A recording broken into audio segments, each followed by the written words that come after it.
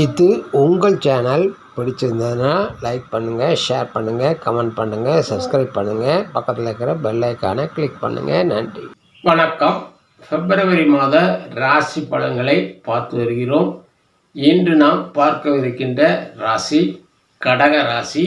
இந்த மாதத்தில் உங்கள் ராசிநாதன் சந்திரன் பிப்ரவரி 1ஆம் தேதி கும்பத்தில் அமர்ந்திருக்கிறார். உங்கள் ராசிக்கு 8ஆம் இடமாகும். இது கேது பகவான் உங்கள் ராசிக்கு உபஜய ஸ்தானத்தில் அமர்ந்திருக்கிறார். புத பகவான் உங்கள் ராசிக்கு 12 மற்றும் 3ஆம் வீட்டின் அதிபதி 7ஆம் இடத்திலும் பின்பு 8ஆம் இடத்திற்கும் பிப்ரவரி 11இல் நகர்கிறார். சூரியனும் பிப்ரவரி 13 அன்று 7ஆம் இடத்திலிருந்து 8ஆம் வீட்டுக்கு சென்று அமரவிருக்கிறார். 8ஆம் வீட்டில் சனி, சூரியன், புதன் என கிரகங்கள் மாறுவது சிறப்பல்ல.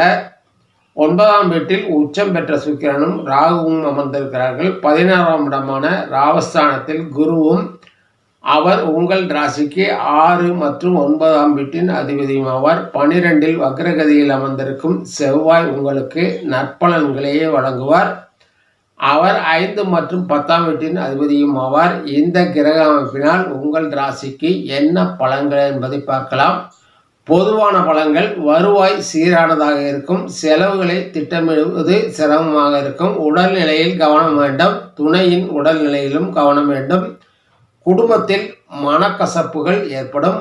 அரசு காரியங்களில் கவனமுடன் இருப்பது நல்லது. உங்கள் வருவாய் நிதிநிலையை பொறுத்தவரை 11ஆம் இடமான லாபஸ்தானத்தில் அமர்ந்திருக்கும் குருவாலும் 11ஆம் வீட்டின் அதிபதியான சுக்கிரன் 9ஆம் இடத்தில் உச்சம் பெற்று அமர்ந்திருப்பதாலும் வருவாய் செலவை விட அதிகமாக இருக்கும். அதே நேரத்தில் செலவுகள் கட்டுப்படுத்தவோ திட்டமிடுவதோ சிரமமாக இருக்கும். துணையின் மூலமாக வருவாய் உண்டாகும். நிதி பகிர்வை திட்டமிட்டு கையாண்டால் சேமிப்பை உயர்த்த முடியும்.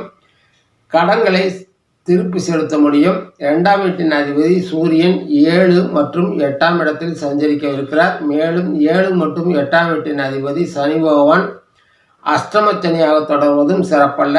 குடும்பத்தில் சச்சரவுகள் தோன்றி மறையும். அரசு காரியங்கள் கவனமுடன் செயல்படுவது நல்லது. அரசு வேலையில் இருப்பவர்கள் அதிக கவனமுடன் பணியாற்றுவது நல்லது. தலை, கண், வயிறு போன்ற பகுதிகளில் நோய் உண்டாக வாய்ப்புள்ளதால் உடல் நலனில் அதிக அக்கறையுடன் செயல்படுவது நல்லது.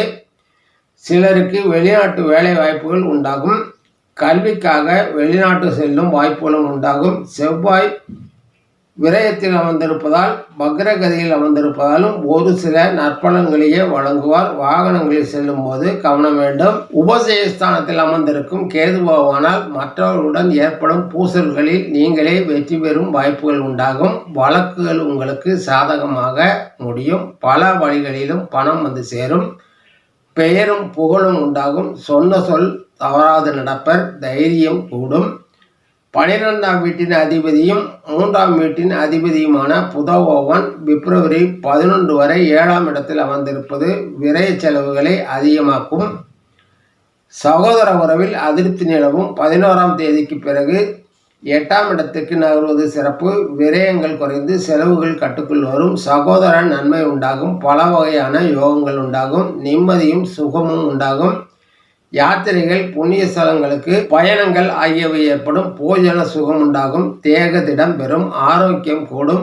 அதிக தனலாமும் புதிய பதவிகளும் கிடைக்கும். 11 மற்றும் 4ஆம் வீட்டின் அதிபதியுமான சுக்கிரன் 9இல் உச்சம் பெற்று அமர்ந்திருக்கிறார். இதனால் தன பிராப்தி அதிகரிக்கும். வீரம், புகழ் போன்றவை உண்டாகும். மனதில் இருந்து வந்த தயக்கம் ஆகியவை அகலும். பிறர் மேல் இரக்கமும் கருணையும் ஏற்படும். தொட்ட காரியங்கள் துலங்கும். எல்லா வகையிலும் சுகமும் சந்தோஷமும் உண்டாகும்.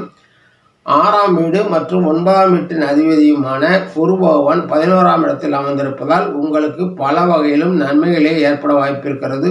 புதிய வேலையில் முன்னேற்றம், தொழில் வியாபாரத்தில் முன்னேற்றம், லாபம் அதிகரிக்கும். முயற்சிகள் யாவும் பலிதமாகும். தான தர்மம் செய்வர்.